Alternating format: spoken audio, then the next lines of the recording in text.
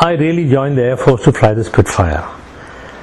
When I was in school in Dehradun, the Prince of Wales's Royal Indian Military College, we were all groomed to join the armed forces. And though the decision was to be taken when you finished 6 years of schooling there, quite early on in the 6 years, I felt I wanted to go to join the Air Force. And this was primarily because we used to see these newsreels which used to be compulsory for the cinemas to show, and they would be showing pictures of the Battle of Britain. This was during the Second World War, and much of it was what Spitfires did. It was Spitfires and Hurricanes, but the emphasis was always on Spitfires, and they would show pictures of maneuvering and formations and things like that. And then what will happen is some of the previous I would say alumni from our school would have joined the Air Force. They would be based in Ambala, where they had Spitfires, and they would come and fly over quite against all regulations, and they would be doing low-level aerobatics and things like that. So this so impressed me. I had to join the Air Force. I had to fly the Spitfire. Our generation did not join the Air Force as a career. It was the joy of flying. I don't think we ever found out what the salary was going to be, what your career was going to be. No, we wanted to fly.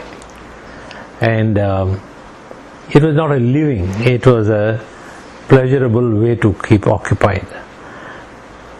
But I never realized the odds of against my flying the Spitfire or surviving. Just think of the thousands of people who applied, out of which perhaps a few thousand were selected for the selection board. In my batch of 20, I was the only one selected. We had to go to a medical, and some of the people failed in that. When we joined the initial training, it was 126 people. When we finished and got the wings, which only meant we can fly advanced trainer aircraft, we were only 46. 23 of us were selected for fighters. Out of 23, 7 died within 1 year. 6 on Spitfires, 1 on Tempest. So all I can say is, I had this great desire, but you can't think of anything more foolhardy of being able to achieve. But fortunately for me, it worked out. I flew the Spitfire. That was our first fighter, which we called converting onto fighters. So we had the Spitfire, and in the same place in Ambala, in the conversion training unit, we flew the Tempest aircraft, which was supposed to be a later plane, but it was no comparison Spitfire. Spitfire was the most amazingly maneuverable aircraft. It had enormous power. In fact, it had so much power, you couldn't take off with full power, because due to the torque of the propeller, you would wander off the runway. So we took off at half power. After takeoff, we put on the power more when the rudder could keep the aircraft straight. And in maneuvering, there was no other aeroplane that could match it. But with it all, it was very unforgiving. Like I said, 6 out of 23 died within 1 year. No, later on, when I was an instructor, we had in Hyderabad 2 bases. Begumpet, where it was flying training at elementary and advanced stage, and we had Hakimpet, where we had the fighter training. And in the fighter training base, we had Spitfire training and Vampire training. So at that stage, I went as an instructor to Hakimpet, and I was flying both Spitfires and Vampires.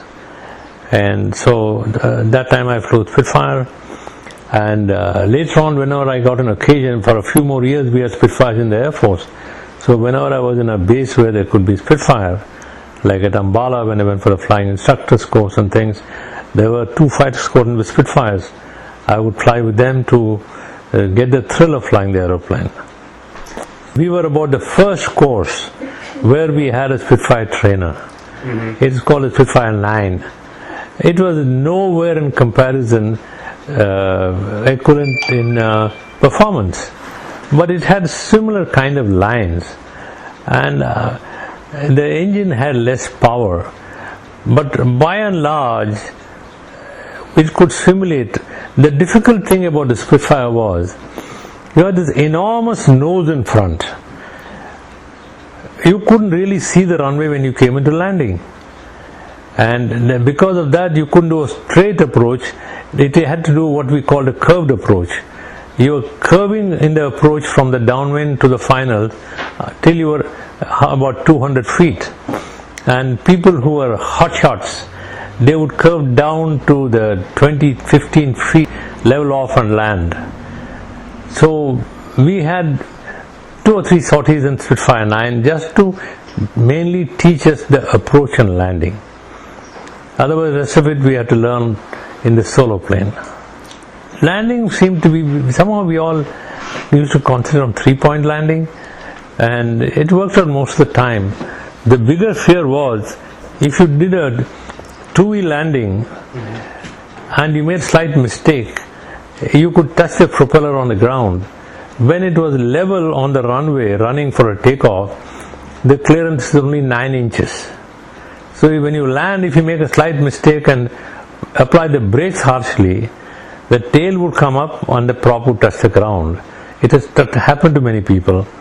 So the landing was, partly the approach was very, very, I would say, critical in being able to see the runway to line up. If you lined up too early, you were not pointing at the runway and you realized you were very, very late. And having come for the landing, while you are holding off to touchdown, the aircraft could yaw, and you may not notice it because the nose covered the entire runway. So you could be landing slightly cockeyed. And after that, people have actually applied brake early and lifted the tail up and touched the propeller. In our course, I think it happened twice. So that was the problem with the Spitfire on the landing. It was certainly a very, what you might call like a highly, what you might call a jumpy horse. Try and ride a horse like that, you have difficulty controlling it and making it do what you want. And the Spitfire was something like that.